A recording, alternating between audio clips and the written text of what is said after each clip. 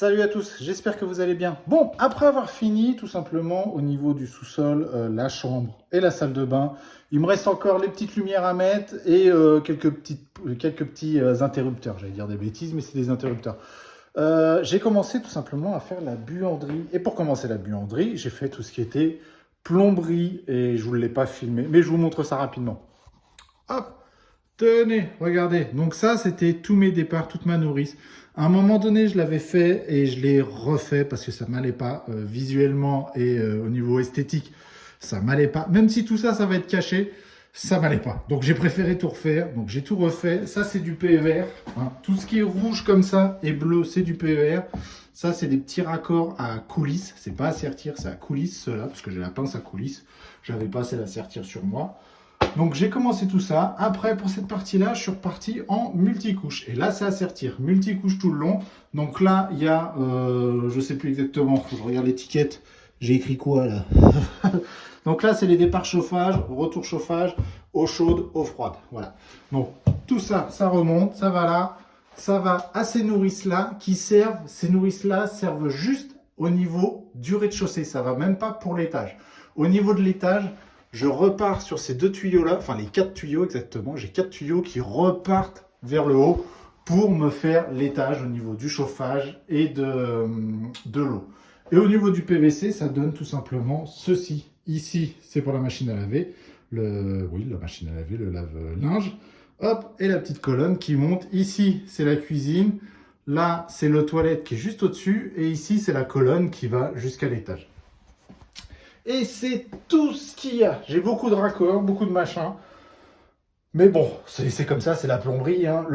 J'ai mis beaucoup de temps à le faire. Enfin, beaucoup. J'exagère un petit peu le truc, mais j'ai mis du temps à le faire tout simplement parce que il faut beaucoup de raccords, beaucoup de choses. C'est le problème de la plomberie. C'est pas compliqué la plomberie. C'est le seul truc, c'est qu'il faut beaucoup de raccords, beaucoup de petits trucs à rajouter, à aller acheter, à repartir. Et en fin de compte, si je vais pas faire ça, je vais mettre ce coude-là et ainsi de suite.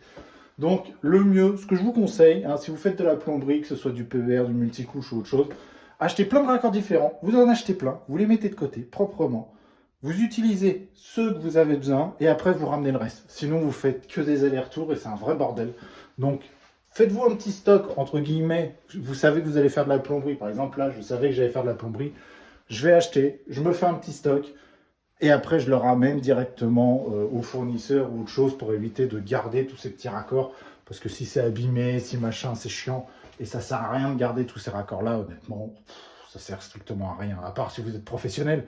Mais si c'est pour chez vous, ça sert strictement à rien. À chaque coup, vous n'allez jamais avoir le bon raccord. Donc autant les ramener, vous récupérez votre argent. Et le jour où vous en avez besoin, vous allez les racheter. Mais voilà, au niveau de la buanderie, donc tout ça, c'est fait. Toute la plomberie. Les évacuations sont faites. J'ai mis un bouchon ici pour rattraper, pour au cas où si ça se bouche ou autre chose. J'ai un bouchon là, j'ai un bouchon vraiment en bas.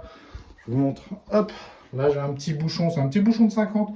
C'est juste pour avoir accès, tu vois. Là c'est juste ma colonne qui descend. Ici j'ai un coude. J'ai fait, ça c'était vraiment dans les fondations et tout ça. C'est 2 coudes 45 qui repartent et qui vont vers là-bas.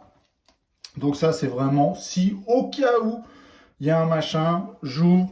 Je passe un tuyau d'eau, histoire de pousser toute la merde. Et c'est tout. Là, j'ai mis un bouchon, mais je pense que j'en aurai jamais besoin. Vraiment jamais. C'est juste, au cas où, je peux démonter, vous vérifier et refermer. C'est tout ce qu'il y a à faire. Et après, vous vous souvenez, ce trou-là, c'est la gaine où il y a... Enfin, c'est le local, on va dire, technique de la cuisine. Ça fait un petit caisson. Mais ça, je crois que vous ne l'avez pas encore vu en vidéo. Donc, je ne vais pas vous le spoiler. Mais bon, ici... C'est une zone où je peux accéder en enlevant un placard tout simplement. Et j'ai mes gaines de VMC que je vais devoir faire redescendre juste là. Tac, et ma VMC sera juste dans cette zone-là, en fait. La buanderie sert pour la VMC, pour tout ce qui est, pour tous ces raccords-là, la VMC. Et c'est tout. La plomberie, la VMC. Mais tout ce qui va être chauffage, la chaudière et tout ça, c'est dans la partie garage, où j'aurai un tableau électrique et j'aurai justement la pompe à chaleur qui sera vraiment là-bas. Et j'ai déjà mes tuyaux qui sont là-bas. J'ai mes 4 tuyaux de eau chaude, eau froide, départ, retour, chauffage. J'ai simplement ces 4 tuyaux-là. J'aurai juste à les raccorder proprement. Et c'est tout. Comme ça, tout est propre, tout est caché, mais accessible. Et ça va être bien. Parce que regardez, Là, je vais avoir un meuble de 60 et ici, je vais avoir la machine à laver. Donc, pour accéder à ça, tout simplement, j'aurai besoin de sortir la machine à laver et j'aurai un grand accès au cas où s'il y a une fuite, s'il y a un problème, s'il y a quoi que ce soit. J'ai un accès et je ne suis pas embêté. Je ne vais pas m'embêter avec ça.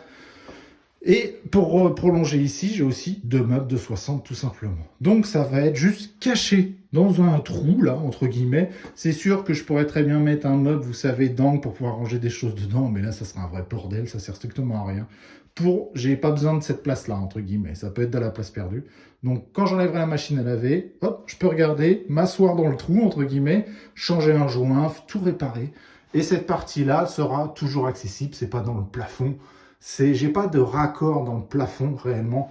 J'ai quelques petits raccords au niveau du toilette, mais c'est dans les murs et ça, j'avais pas trop le choix. Mais c'est des raccords classiques, on va dire. Mais voilà, donc je vous montre ça rapide comme ça. C'est vraiment une histoire de. Et ici, là, voilà, ce tuyau-là, c'est le tuyau de 40, c'est juste la cuisine. Donc il n'y aura pas de souci à ce niveau-là. Et au pire, s'il y a un souci, j'ai toujours accès.